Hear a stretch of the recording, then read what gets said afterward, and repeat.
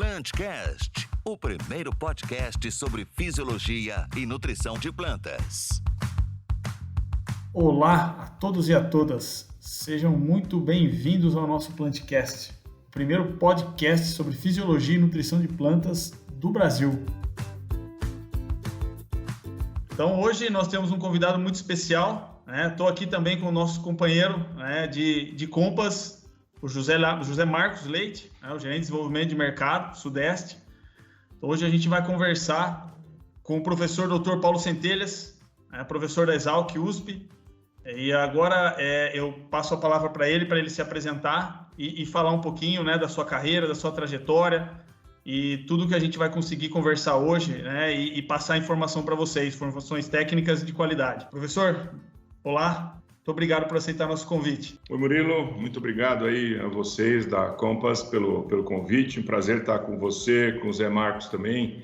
São companheiros aí de longa data, E a gente fica muito satisfeito de poder estar aqui com vocês, compartilhando um pouco do nosso conhecimento, A gente tem feito alguns trabalhos aí bastante relevantes, mais do ponto de vista aplicado, Que é trazer a ciência para questões mais aplicadas da agricultura. E a gente vai estar conversando um pouco sobre isso. Bom, a respeito da minha carreira, eu sou engenheiro agrônomo, formado na Faculdade de Agronomia e Zootecnia Manuel Carlos Gonçalves, que é mais conhecida como a faculdade lá de Pinhal, Espírito Santo do Pinhal, que fica na divisa ali com o estado de Minas Gerais, região importante, região cafeeira, conhecida como Média Mogiana.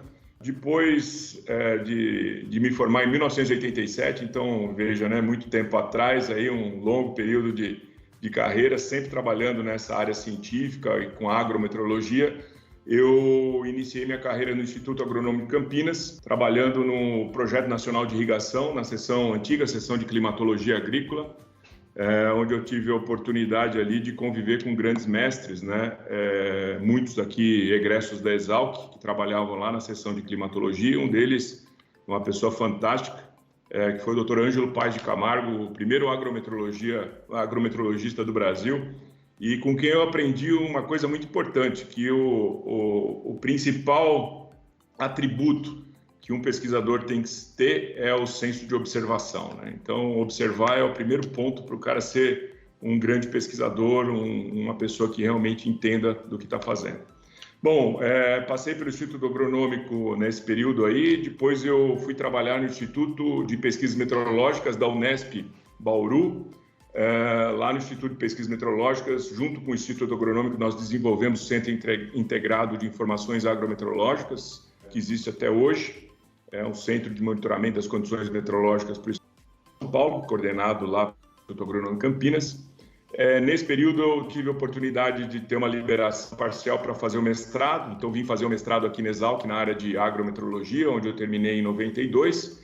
E nesse meio tempo também eu mudei do IPMET para o IAC, agora como pesquisador. E lá eu fiquei por 2 anos. Em 1995 tive a oportunidade de vir para a Exalc, prestar um concurso, Houve a abertura de um concurso, uma rara oportunidade de um concurso para mestres, Porque normalmente a USP contrata só doutores, mas naquela ocasião houve a oportunidade, um primeiro concurso para doutores, não apareceram candidatos qualificados, aí eles abriram a nível de mestrado, e aí eu prestei o concurso, então em 96 eu assumi, em março de 96 eu assumi como docente do departamento de Física e Meteorologia naquela época, hoje é o Departamento de Engenharia de Biosistemas, que se fundiu junto com o Departamento de Engenharia Rural.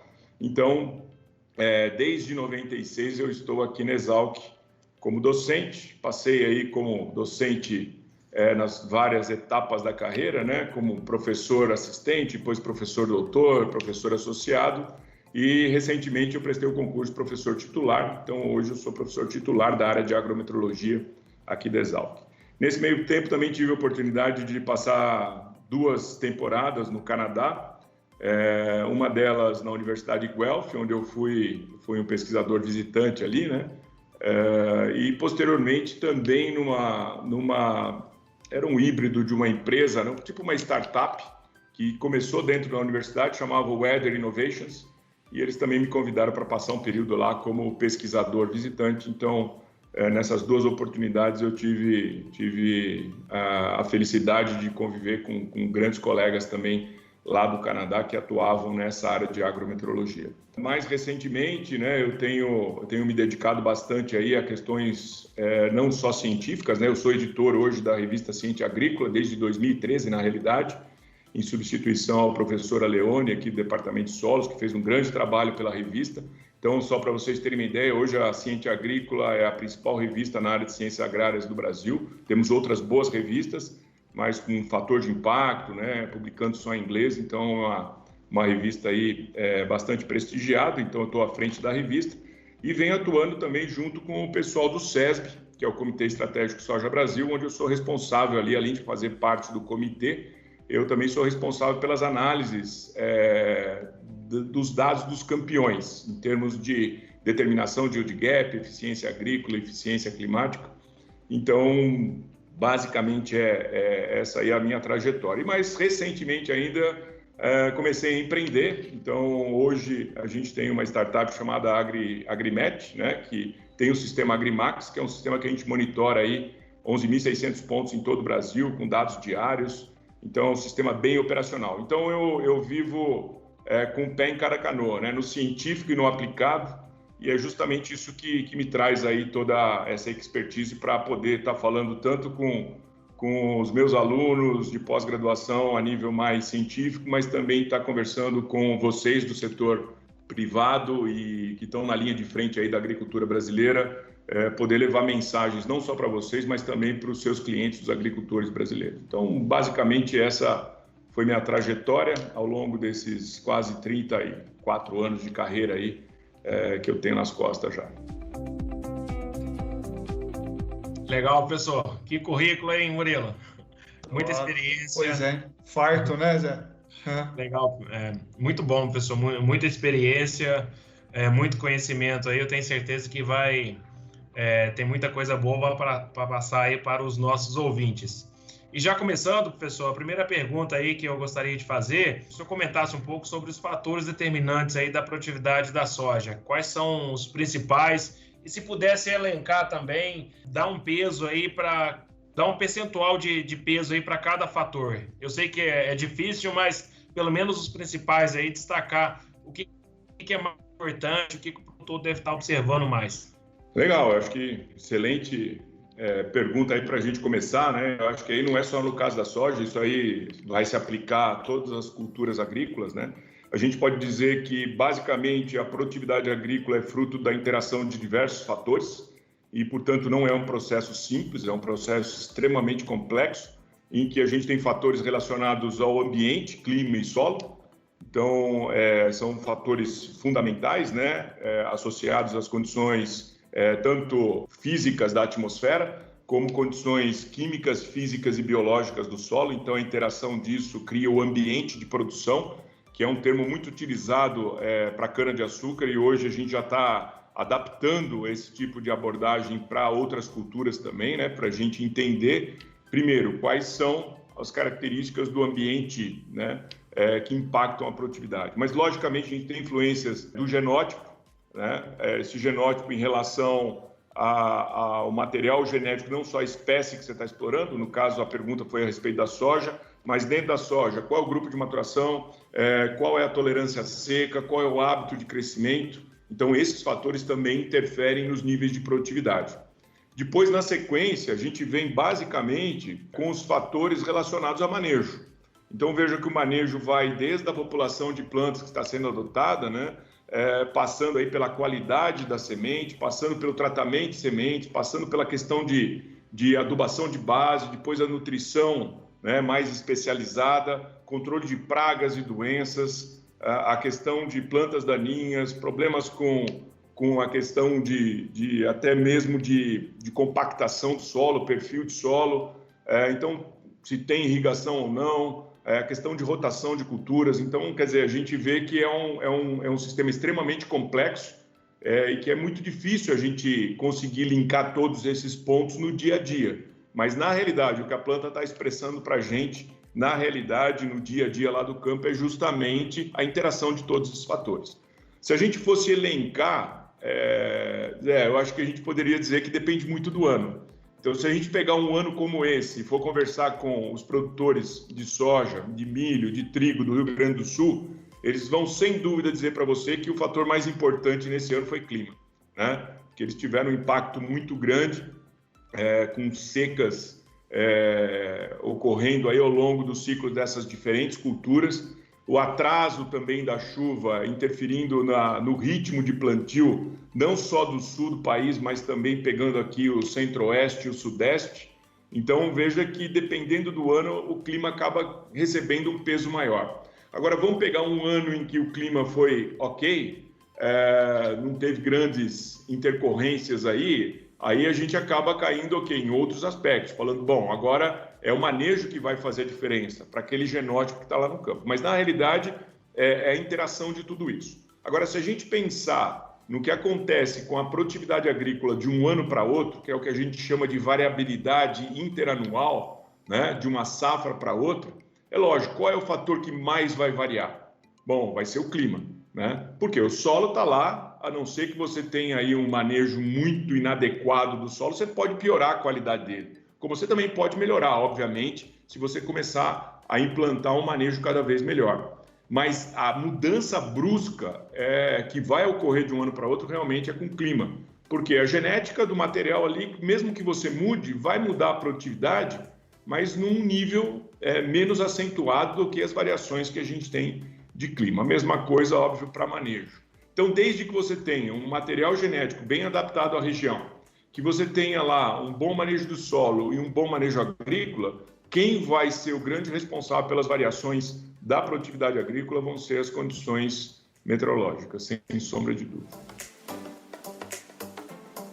Legal, professor. Aproveitando até essa conversa de produtividade, né, dos fatores de produtividade, tem uma palestra, nas palestras do professor, nas aulas, o professor faz uma comparação que eu acho muito interessante, né, em termos práticos, que a produtividade agrícola é uma fábrica a céu aberto, né, professor? Se o professor puder, eu sei que isso é um tema bem longo, né, mas se puder elencar, né, os temas, os tópicos, né, como é que funciona, né, fazendo essa analogia, eu acho que fica bem legal.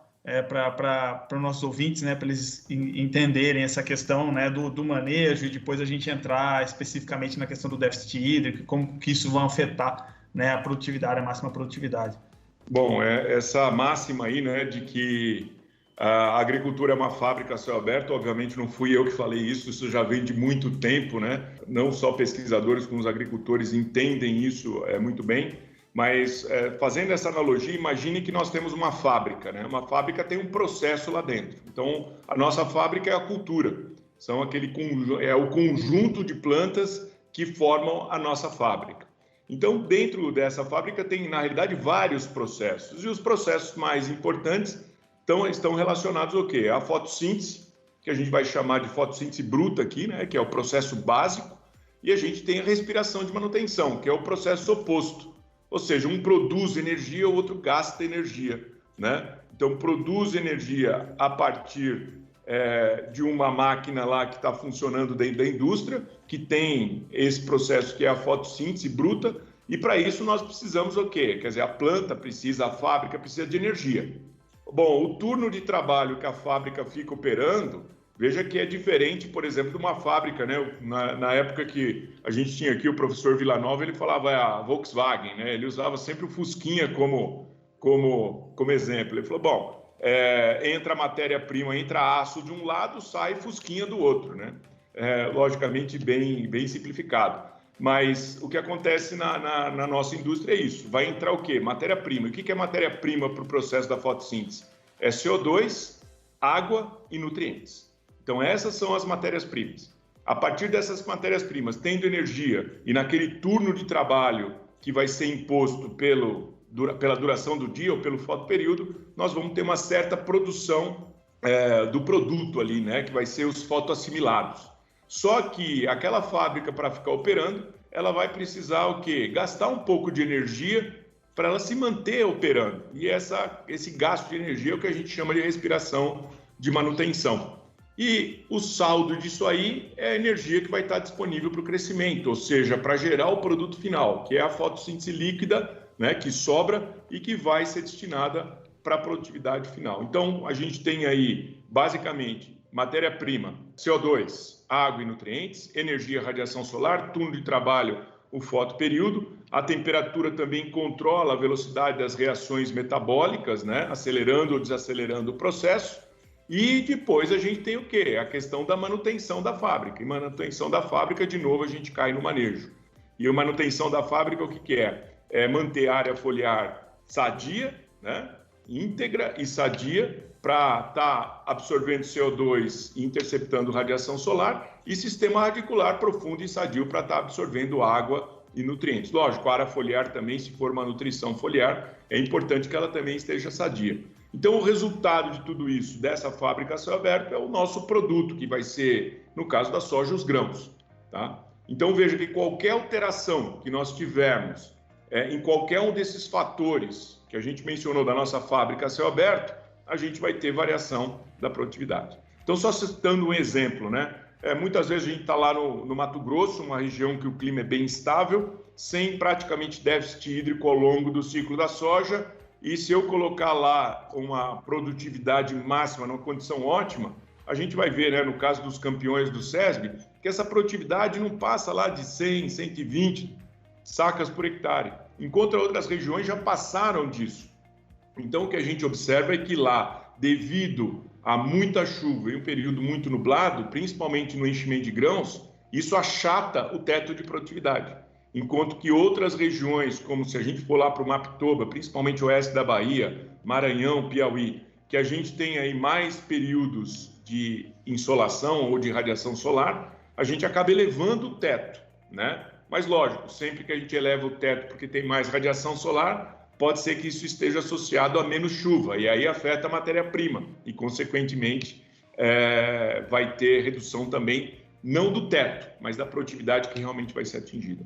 Então, eu acho que essa analogia ela é o primórdio para a gente começar a entender como efetivamente as culturas no campo elas trabalham. Interessante, professor. E como o senhor já mencionou, né, a gente aprende muito com os dados do SESB, né, Murilo? E como o senhor ajuda aí também nas análises, né, dos campeões, eu já assisti algumas palestras sua também, professor.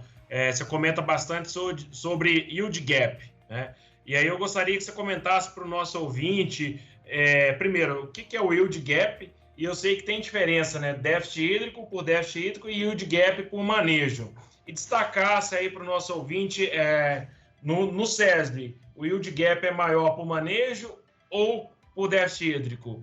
E a média Conab hoje, a média Brasil, qual que é o principal yield gap? E qual que é a diferença aí? Por que um produtor do SESB consegue pegar 120 sacas por hectare e a gente fica com a média Brasil aí tão baixa? Bom, o yield gap assim, um termo que a gente adaptou do inglês, né, mas que na realidade a gente usa há muito tempo, que expressa quebra de produtividade, ou seja, quanto que eu tive de quebra de produtividade. Mas antes da gente falar do yield gap em si, a gente precisa falar dos conceitos de produtividade, porque o yield gap ele vai ser calculado a partir desses conceitos, tá? E a gente precisa quantificar isso. Então, o primeiro conceito que vem é de produtividade potencial.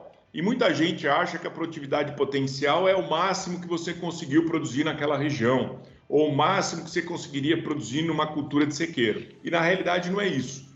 A produtividade potencial, ela expressa a interação do genótipo com as condições de energia do ambiente, partindo-se do pressuposto que nós temos o quê? As condições hídricas plenamente atendidas, né? Ou seja, sem déficit hídrico, e também numa condição de manejo ótimo, ou seja, sem déficit nutricional, sem ataque de pragas, doenças ou plantas daninhas. Tá? Então, esse conceito, né, nos dá a produtividade potencial, que é um valor, vamos dizer assim, teórico, que é muito difícil da gente conseguir obter lá no campo. Então, para vocês terem uma ideia, hoje a produtividade potencial da soja, né, vamos falar num valor médio aí, variando de 170 a 200 sacas por hectare. Por que falando do valor médio? Porque, na realidade, a produtividade potencial varia entre locais, varia entre épocas de semeadura e varia entre safras. Porque cada ano eu vou ter condições de radiação, temperatura diferentes. Fotoperíodo, dependendo da época de semeadura, né, que é a época que a cultura vai estar no campo, isso pode mudar um pouco. Mas quem vai mais mudar? Radiação, né, e temperatura. Então, isso vai interferir no nível de produtividade máximo, o teto que você poderia obter naquele ambiente se não tivesse déficit e se o manejo fosse ótimo. Então vamos pegar esse valor entre 170 e 200 sacas e vamos botar aí, né, para facilitar a nossa conta, vamos pegar aí 180 sacas como um valor geral. Muito bem, a partir do momento que essa cultura está no campo, dependendo da época de semeadura também, ela vai sofrer períodos de déficit hídrico. E esse período de déficit hídrico, ele depende de um outro fator muito importante, que é o quê? Quanto do solo esse sistema radicular está explorando. Então, vocês sabem bem, vocês já fizeram esses experimentos aí na estação experimental de vocês, em que vocês iam aprofundando, né, o preparo do solo e permitindo que o sistema radicular da soja fosse até 2 metros. E é óbvio, você vai observar o quê? Que para um período que houver déficit hídrico, aquele sistema radicular que está indo mais fundo, né, que está explorando um volume maior do solo, vai sofrer menos déficit hídrico, porque vai ter uma caixa d'água maior. Então, nesse contexto, a gente vem com a situação em que a cultura agora está imposta a um déficit hídrico e isso vai reduzir a produtividade. Então, daquela produtividade potencial de 180 sacas por hectare, devido ao déficit hídrico que ocorre durante o ciclo, e se eu tiver um sistema radicular mais superficial, eu vou ter mais déficit hídrico para a minha cultura, e se o sistema radicular for mais profundo, menos déficit hídrico, mas de qualquer forma, o déficit hídrico, na grande maioria das vezes, nas regiões produtoras do Brasil, eles vão ocorrer, seja por períodos mais curtos ou períodos mais longos, como a gente observou na última safra, né? Com a cultura da soja, principalmente no Rio Grande do Sul, que o período de seca ocorreu justamente na fase de enchimento de grãos, então isso vai penalizar a produtividade. E a gente chega aí, então, no conceito que é a produtividade atingível. Bom, o que é a produtividade atingível? É a produtividade que sofre tanto os efeitos da radiação, temperatura e fotoperíodo, que a gente vai chamar de fatores determinantes, quanto do fator limitante água.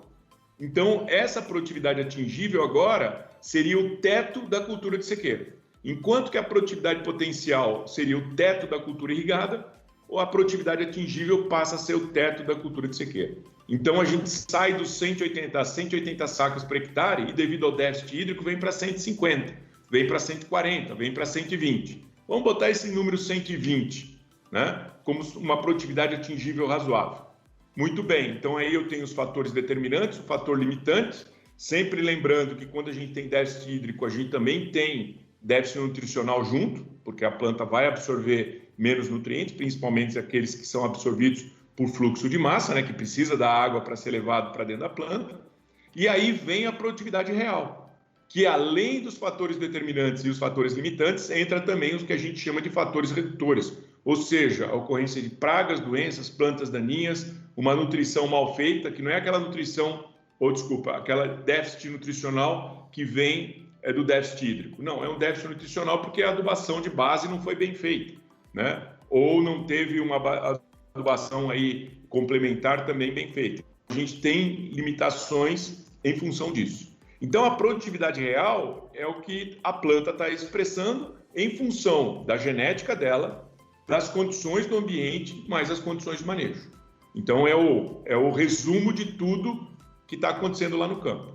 Então, se eu fizer a diferença entre a produtividade potencial, seria o meu teto máximo, 180, menos a produtividade atingível, que foi o 120, nós vamos determinar quanto teve de quebra de produtividade por causa do déficit hídrico, ou seja, o yield gap por déficit hídrico.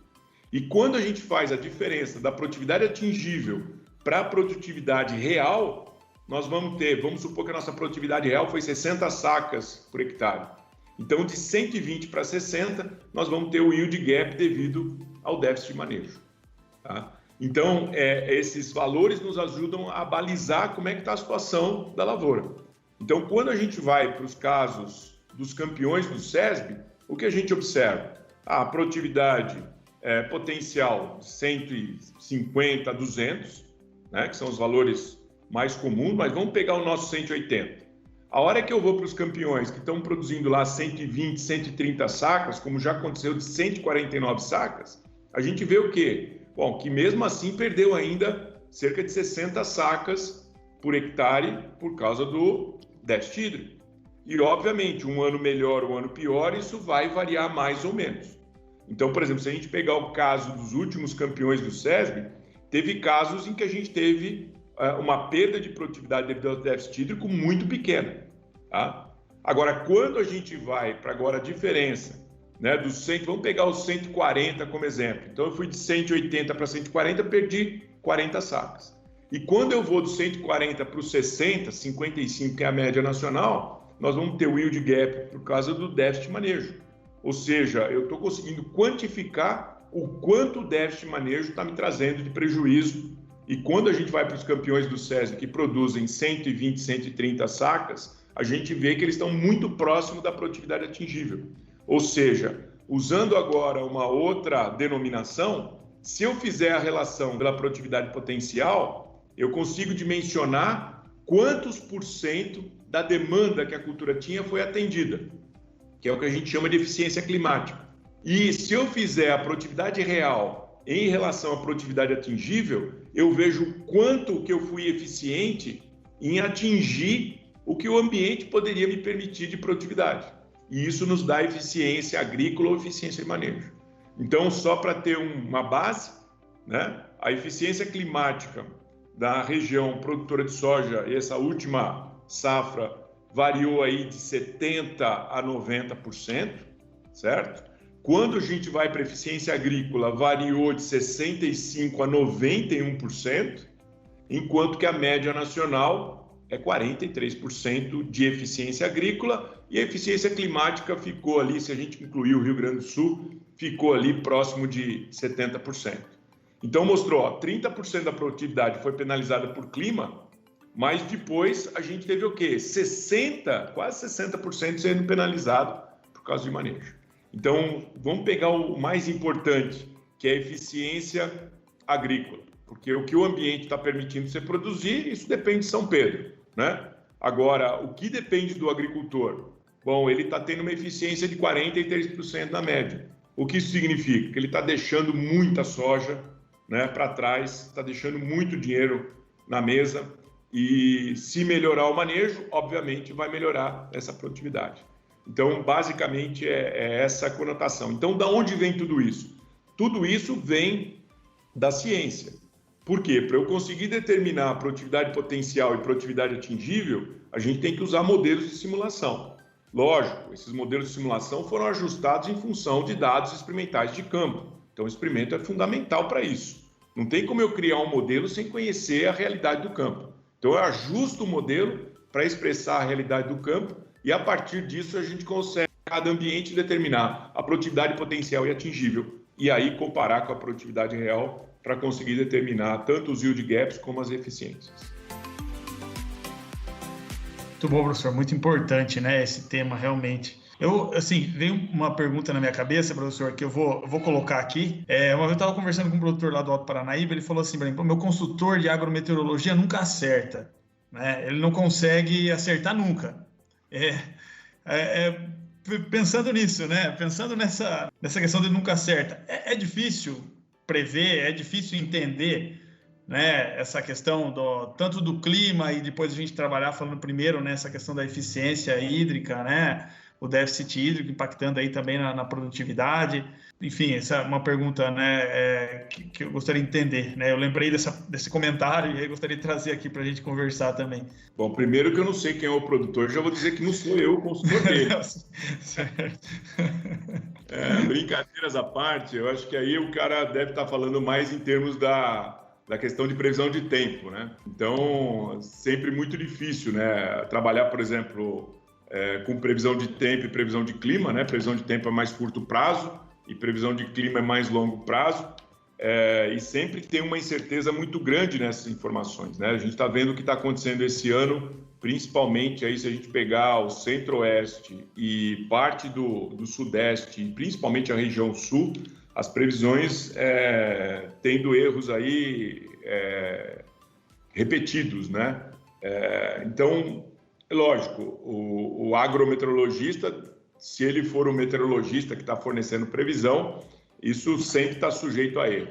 Agora, lógico, se ele for um consultor da área de agrometeorologia que fala, bom, aqui nós vamos produzir tanto e não produziu porque isso depende do que vai acontecer no futuro, é sempre muito complicado. Mas vamos ficar na parte da previsão, que eu acredito que seja aí a questão mais relativa à previsão de tempo e previsão de clima.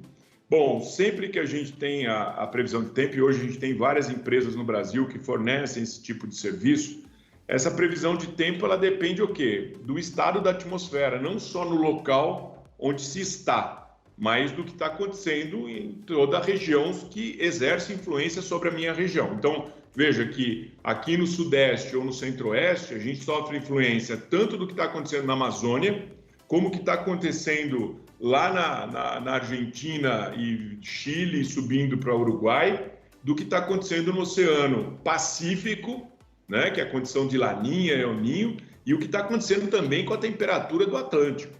Então, o que acontece sobre o continente sofre influência de todos esses fatores. E a dinâmica dessa combinação desses fatores é louca, e é muito difícil a gente conseguir simular isso com modelos. Por isso que a previsão sempre tem uma margem de erro.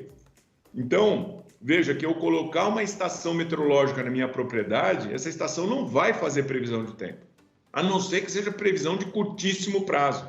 Por quê? Porque eu sei que se eu tiver um sensor de pressão e a pressão estiver baixando, eu tenho chance de chover. Se a pressão estiver muito alta, eu sei que está imperando o sistema de ar estável, né? Ou de alta pressão, que não vai deixar formar nuvem e não vai chover.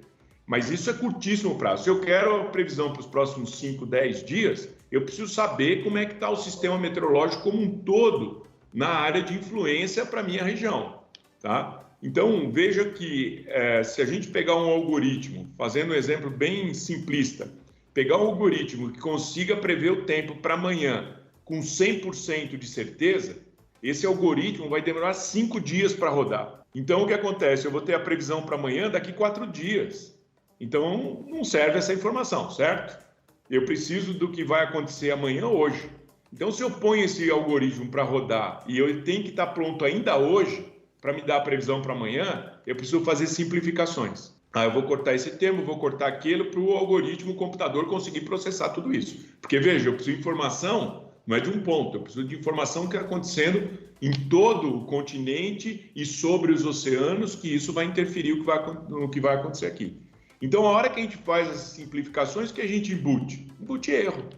Então, essa imprecisão das previsões de tempo, elas são decorrentes dessas simplificações.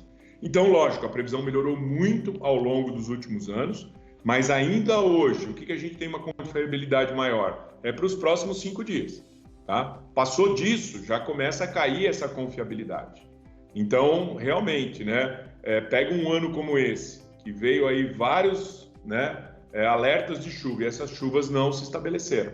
Tá? Então, erra mesmo, né, e anos vai errar mais, vai errar menos. Agora, o que acontece é que a gente tem que estar olhando previsão todo dia, né? E muitas vezes os produtores, eles estão sempre preocupados com o que vai acontecer para frente. E o que aconteceu para trás? Já foi, já passou e bola para frente. Então, muitas vezes a gente se esquece de fazer realmente essa estatística para ver, acertou, errou. Então, eu sempre sou muito conservador quando eu vou falar de previsão de tempo nas minhas palestras, no sentido do cara falar, o que vai acontecer lá em janeiro? Cara, o que vai acontecer nos próximos 5 dias já é difícil de acertar, imagina a gente acertar o que vai acontecer em janeiro. Lógico, vamos pegar as informações que estão disponíveis, tanto de previsão de tempo, mas principalmente de previsão climática, que aí é mais longo prazo, e vamos ver, está entrando aí ou está se confirmando a ocorrência de uma laninha. E em função dessa ocorrência, o que normalmente acontece na região no mês de janeiro. Então, a gente tem que olhar para o passado meio que para prever o que vai acontecer para o futuro. Mas sempre muito difícil, e isso é o principal fator que impõe risco na atividade agrícola. É essa incerteza em termos do que vai ocorrer com as condições meteorológicas na nossa fábrica a céu aberto. Interessante, professor. A gente vê que, então, nós podemos afirmar aí, com certeza, apenas nos próximos 5 dias, certo, professor? É isso aí. Eu tive uma oportunidade uma vez, inclusive foi bem interessante, foi um evento da Embrapa, na Embrapa Meio Ambiente, lá em Jaguariúna, e o que aconteceu é que eles queriam mostrar justamente, né, a importância da informação meteorológica para a agricultura, e eles convidaram diferentes segmentos. Eu fiz uma palestra, teve outros colegas da Embrapa que fizeram palestras, trouxeram pessoal da área de previsão de tempo, Mas uma das primeiras palestras foi de um colega de uma grande operadora, né, produtora de grãos no Centro-Oeste, em que ele foi falar quais eram as estratégias que eles usavam em relação às informações meteorológicas para planejar a safra. E nessa ocasião o colega mencionou, falou, olha, nós usamos aqui uma previsão para 6 meses, certo? Então a gente pega essa previsão de 6 meses, faz o nosso planejamento da safra, como é que vai ser, quando vai ser o plantio, né? Quando que a gente vai fazer a adubação de cobertura, quando que a gente vai colher, quer dizer, em cima desses 6 meses de previsão. E na plateia estava uma chefe da meteorologia do CPTEC do INPE, né? E ela interrompeu o palestrante e falou, olha, me chama muito a atenção você acreditar numa previsão de 6 meses. Por quê? Porque, eu trabalho com meteorologia, tenho mestrado, doutorado, pós-doutorado, já trabalhei em institutos no exterior, sou responsável pela previsão de tempo do CPTEC, que é um dos principais centros de previsão de tempo, não só do Brasil, mas a nível mundial também. E ela falou, eu não acredito em previsão de tempo com mais de 5 dias. Né? Então, veja o risco que se corre, né, ao fazer um planejamento como esse. E, assim, eu já tive a oportunidade de estar fazendo esse estudo, de voltar para trás e ver, né, o que efetivamente acontece com a previsão. E a gente vê que o grau de confiabilidade ele vai caindo gradativamente conforme você passa desses 5, 10 dias. Tá? Uhum. Lógico, chegando no período seco, lá no Mato Grosso, fazer previsão para um mês, a gente sabe que vai acertar. Por quê? Porque a hora que corta a chuva em maio, a gente só vai ter a volta da chuva em setembro, outubro, né? Agora, nesses períodos de transição da estação seca para a estação úmida, que é justamente quando a gente está abrindo a safra e onde a gente mais precisa da previsão, é aí que ela tem mais chances de errar e a gente tem que tomar muito cuidado realmente. E por isso que é importante a gente ter a estação meteorológica para estar monitorando o que está acontecendo, né? E a gente também ter as previsões, obviamente, tanto de tempo como clima, para estar tentando se antever. Mas a gente acertar na pinta 100% realmente é muito complicado. É difícil, né? É muito imprevisível, né, professor? E esse ano, professor, os produtores nossos, muitos clientes nossos estão passando aí por muitas incertezas, né? Algumas regiões o plantio está atrasado, a chuva está começando agora, e a pergunta que todo mundo está fazendo, né, Moreira? O que nós teremos esse ano? É El Niño, é Laninha? Eu gostaria de ouvir a sua opinião, professor. Bom, na verdade, assim, esse ano realmente foi um ano muito complicado. Como eu já comentei, lá para o Rio Grande do Sul, né, as chuvas também atrasaram, chuvas muito irregulares, o pessoal tendo perdas bastante expressivas na cultura do trigo, porque a cultura do trigo plantou cedo, sofreu com geada, plantou tarde, sofreu com déficit hídrico. Milho com quebras bastante expressivas lá, né, quem plantou milho a partir de agosto. A soja atrasando a semeadura, normalmente eles semeiam um pouco mais tarde lá, mas realmente semeando mais tarde, a mesma coisa acontecendo no Centro-Oeste e parte aqui do Sudeste. Agora, o que acontece é que, por exemplo, os nossos agricultores, principalmente os mais tecnificados, têm uma capacidade operacional muito grande. Então, vejam que mesmo atrasando a chuva, depois eles deram um gás aí e já começou a meio que estar numa situação de empatar o que é o histórico aí do ritmo de plantio. Agora, veja o risco que o pessoal ocorreu, né? O cara que plantou lá, logo que terminou o vazio sanitário soja, ele plantou esperando que ia vir chuva, não veio, replantiu. Replantou, veio esperando chuva, não veio, replantiu. Teve gente lá que fez 3 replantios, né? E, obviamente, isso aumenta o custo de produção, porque não é só a semente, é todo o que você gasta com combustível, horas máquina, horas homem operando ali. Então, isso tem um impacto muito grande. E ele sempre fica aquela expectativa do que vai vir pela frente. Então, esse ano, a gente está aí com 90% de chance de mais de 90% da Laninha se confirmar. Então, só para a gente deixar bem claro, né, que a Laninha ou o El Niño só se confirma quando a gente tem 5 trimestres móveis consecutivos. Então, o NOAA vai monitorando. Então, ele vai monitorando. Quando fecha, por exemplo, o mês de outubro, ele monitorou agosto, setembro, outubro. E ele vê como que foi a anomalia da temperatura da superfície do mar lá no Pacífico Equatorial. Se essa temperatura estiver abaixo de -0,5, é Laninha. Se tiver acima de mais meio é o ninho, se tiver entre menos meio e mais meio, em relação ao que normalmente é observado a temperatura do oceano, a gente tem a condição de neutralidade. Então veja que até agora a gente já teve 2 trimestres nessa situação, ainda faltam 3, mas os modelos indicam que isso vai se estabelecer com certeza. E uma laninha aí de intensidade moderada forte. Bom, o que normalmente acontece para nós aqui no Brasil? Bom, a gente tem uma situação de chuvas abaixo do normal no sul do país, isso é categórico. Há uma probabilidade grande de chuvas dentro ou acima do normal na região do Mapitoba. E todas as demais regiões do país a gente chama de uma zona de transição.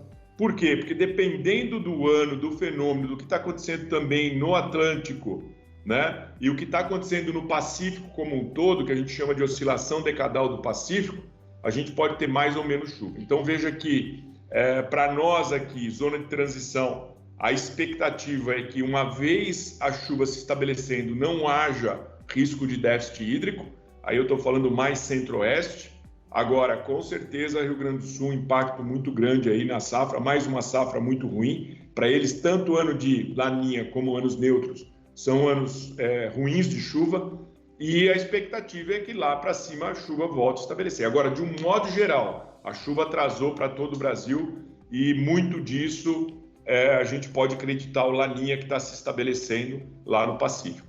Mas com certeza, laninha pela frente. E, na sequência, deve vir um ano de neutralidade, tá? O que, novamente, para o sul do país não é um bom sinal, porque para eles lá o El Niño é que acaba aliviando a situação deles. Importante, professor. E, assim, pensando nessa previsão, de acordo, né, com a opinião do professor, com a experiência do professor, como você vê, assim, algumas estratégias possíveis, né, de serem adotadas pelos produtores e pelos profissionais para minimizar, né, esse impacto aí desse estresse, vamos dizer, chama de estresse abiótico, né, na produtividade?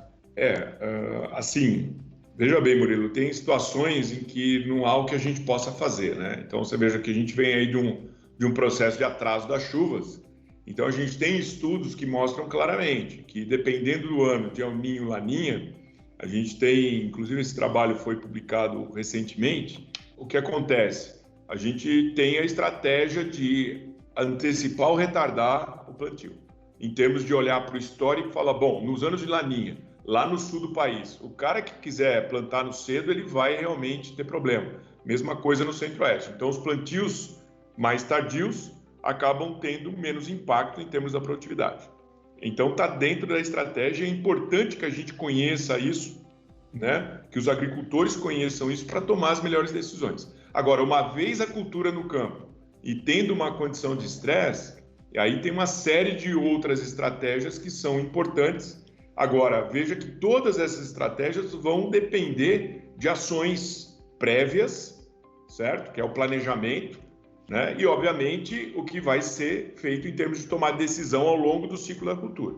Então, por exemplo, uma das principais estratégias, como a gente já mencionou, o experimento que foi feito aí na estação experimental de vocês, é ter perfil de solo, certo?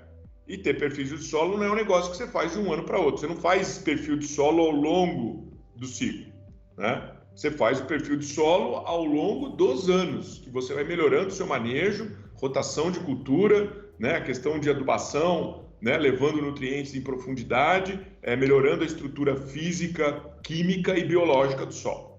Sem sombra de dúvida, esses 3 aspectos formam o tripé básico de um bom perfil. Agora, tem a questão do perfil, que é longo prazo, médio e longo prazo. Agora, no ano, eu posso ter a decisão de plantar um genótipo mais tolerante à seca. Ele vai ter um teto produtivo menor, certo? Mas ele é mais tolerante à seca. Só que quando que você decide a compra da semente? Ou quando você efetivamente compra a semente? Não é no dia do plantio ou naquele momento que você está vendo que tem um déficit hídrico ou que vai vir um déficit hídrico à frente. Você está comemorando semente lá no primeiro semestre. Então, lá no primeiro semestre, eu já teria que estar olhando para as tendências e estar tentando me posicionar. E a gente sabe que a previsão climática nem sempre também é tão confiável assim. Então, veja que existe uma dificuldade. Agora, ao longo do ciclo, a gente pode ter algumas outras estratégias. Eu acho que uma dessas estratégias E aí tem uma série de produtos. Então, se eu estou vendo que é um ano mais complicado, como é que eu posso trabalhar, por exemplo, com um manejo nutricional anti-estresse? Isso pode auxiliar a planta a sofrer menos estresse. Agora, eu preciso ter condição fisiológica da planta para estar recebendo esse tratamento anti-estresse. Então, eu não posso deixar a planta depauperar e ela já está lá, né, derrubando folha para eu decidir tomar essa decisão. Então, foi o que aconteceu com a cana esse ano. A hora que começou a perder folha, começou a ter a planta soqueira morrer, o cara quer ir lá e aplicar uma adubação estresse. Não vai funcionar. Então, é muito importante aí a ação de vocês, né, no sentido realmente de orientar o pessoal a trabalhar com esse tipo de produto, né, que eu sei que vocês têm no portfólio de vocês aí, né, mas da modo mais adequado, para que realmente tenha resposta e tenha credibilidade. Aí tem outros produtos, como o protetor solar. Então, o que é o protetor solar? Não, é simplesmente algo que você aplica na planta, ela reflete radiação solar, né, no sentido de minimizar o estresse. Funciona? Também depende, porque se eu aplicar protetor solar quando a planta está bem abastecida de água, se ela refletir mais radiação, ela vai fazer menos fotossíntese. Então, eu posso ter até o efeito oposto. Então, é importante que a gente, em todos esses casos, a gente posicione os produtos da melhor forma possível. Lógico, eu posso mexer também na população de plantas, né? Lógico, um ambiente mais estressante, se for o milho, eu teria que diminuir a população. Se é a soja, pode ser que eu até tenha que aumentar a população, no sentido de compensar o que ela não vai crescer por causa do déficit. Agora, essas estratégias, veja, eu não tomo no meio do caminho, eu tenho que estar lá olhando para o meu planejamento e, para isso, eu tenho que ter capacidade técnica, eu tenho que ter conhecimento. Então, o conhecimento em todos os processos ele é fundamental e aí que a gente entende também o papel não só das empresas com seus técnicos, mas também dos consultores e dos extensionistas, né? Porque normalmente esse pessoal que vai levar a informação para os agricultores e é importante, né, que esse pessoal esteja se qualificando cada vez mais para entender, né, a complexidade que é o processo dos sistemas produtivos que a gente tem aí, seja da soja, milho, cana, café, laranja, seja o que for. Interessante, pessoal. Você apresentou aí diversas estratégias, né, que o produtor pode estar usando para estar aí reduzindo o efeito da influência climática na produtividade, né? E sem sombra de dúvidas, a gente acompanha os dados do SESB, os produtores que mais produzem, né, professor, são os que têm perfil de solo, os que usam, né, manejo anti-estresse, que usam tecnologia para reduzir o estresse, quem tem um perfil de solo bem corrigido, consegue aprofundar a raiz, a gente vê aí que interfere diretamente na produtividade, né? Agora, caminhando aí mais para o fim, professor, que mensagem que você gostaria de deixar aí para os nossos ouvintes, produtores, os gerentes de fazenda, os consultores Nutri-Experts, para a nossa equipe? Qual a mensagem aí que o senhor gostaria de deixar para esse ano aí que está sendo desafiador para todos nós? Bom, eu acho que a principal mensagem é o seguinte: a gente tem que estar o tempo todo apto a aprender. E a gente aprende também com os erros, né? Então, anos desafiadores como esse, muitas das vezes vai revelar os nossos erros, talvez do passado. Então, a gente fez um trabalho também recente, que a gente publicou na Agronomy Journal, onde a gente mostra, né, o que acontece com a produtividade da soja no Brasil nos anos que chove bem. Na hora que chove bem, todo mundo é bom, né? Por quê? Porque não faltou o insumo água, todo mundo vai produzir bem. Um pouquinho mais, um pouquinho menos, mas todo mundo vai estar lá com 55, 60, 70 sacas por hectare. Agora, é justamente nos anos ruins que a gente conhece quem é quem. Quem está fazendo um bom manejo, quem não está. Então, quem está fazendo um bom manejo, pega um ano ruim, como foi o ano passado, e me permitam citar esse exemplo, mas a gente esteve conversando com alguns colegas de cooperativas lá do Rio Grande do Sul, e quem estava fazendo um bom manejo, no ano ruim, produziu 45 sacas.